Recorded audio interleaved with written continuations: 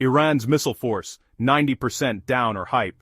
We're about to break down the numbers, the strategy, and the intelligence behind one of the biggest claims of this conflict. Watch the receipts. The headline from the Pentagon is stark. Iran's missile program has been effectively crushed.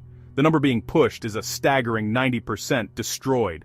That's the headline blowing up my feed, and it demands a closer look. So let's break it down with receipts, and keep it real. Because a number like 90% can be misleading if we don't understand exactly what it's measuring.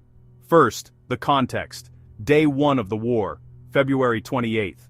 In response to the initial coalition strikes, Iran fired off a massive coordinated barrage of missiles and drones. This was their shock and awe moment, designed to demonstrate capability and resolve. Since that initial onslaught, according to U.S. Central Command's Adam Brad Cooper and multiple independent analyses, Iran's ballistic missile launch has fallen about 90% from that first-day peak. This is the crucial distinction. We're talking about the and not the total inventory. One respected defense analyst pegs the drop even higher, at 92%, translating to a drop from roughly 480 launches on day 1, down to about 40 by March 9th. That's a collapse in their ability to sustain an offensive. And what about their drone forces?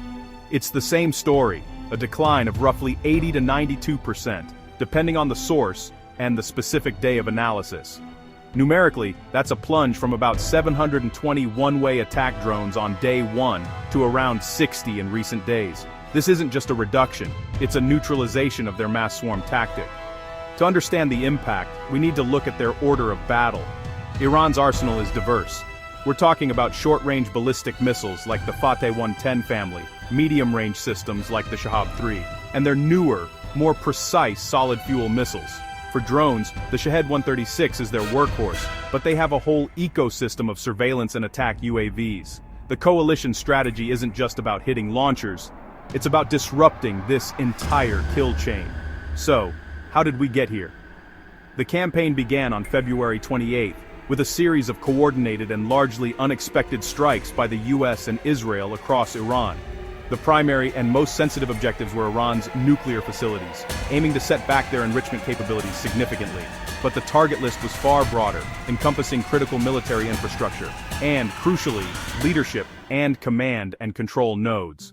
In a decapitation strike of immense significance, reports indicate that Iranian Supreme Leader Ali Khamenei and dozens of top IRGC and political officials were killed in that opening wave.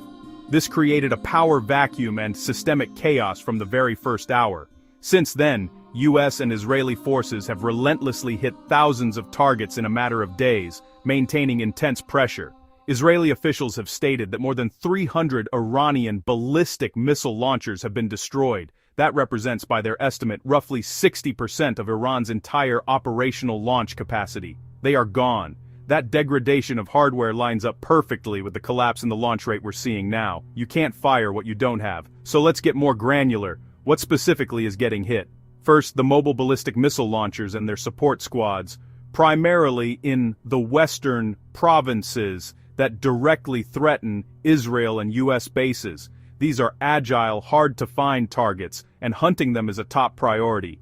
Second, known drone launch sites and assembly areas. Third, military airfields, targeting not just aircraft but fuel depots, maintenance hangars, and radar systems. And fourth, the hardened underground facilities, yes, the infamous tunnels. These are designed to protect high-value assets, but they are being systematically targeted with specialized munitions. Powering these strikes, US B-1s, with their massive payload capacity, have been in the mix. And for the most heavily defended or buried targets, the stealthy US B-2s have been employed to get through undetected. This combination of persistent surveillance and penetrating strike capability is key. The campaign isn't limited to the air. Naval infrastructure in the south, particularly in the Strait of Hormuz region, has been repeatedly targeted. Some reports claim dozens of Iranian warships and fast attack craft have been destroyed or disabled, though these numbers vary widely by source and are difficult to confirm. The goal is clear: cripple Iran's ability to threaten maritime shipping. The bottom line is a comprehensive degradation across all domains. Air assets have taken heavy hits, sea assets have taken heavy hits, and missile assets have taken heavy hits. Before all this, Credible estimates put Iran's long-range ballistic missile stock at around 2,500, a formidable number. But since the war began, hundreds have been launched, depleting their ready-to-use inventory.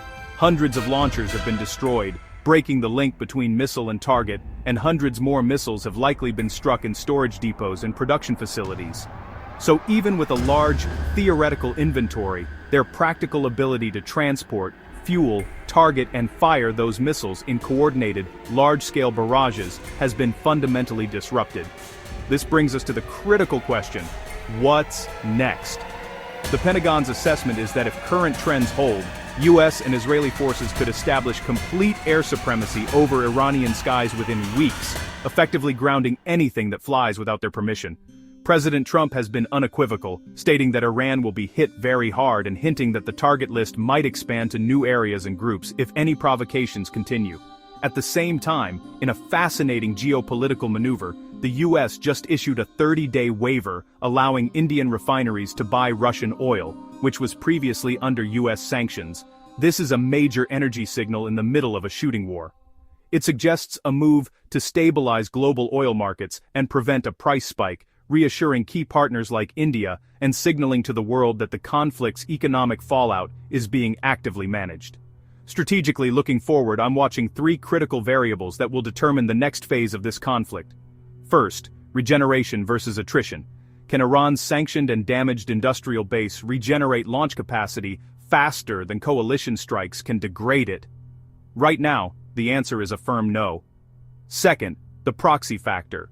Do regional proxies like Hezbollah in Lebanon or the Houthis in Yemen escalate with their own stockpiles of rockets and drones to offset Iran's direct losses and open new fronts?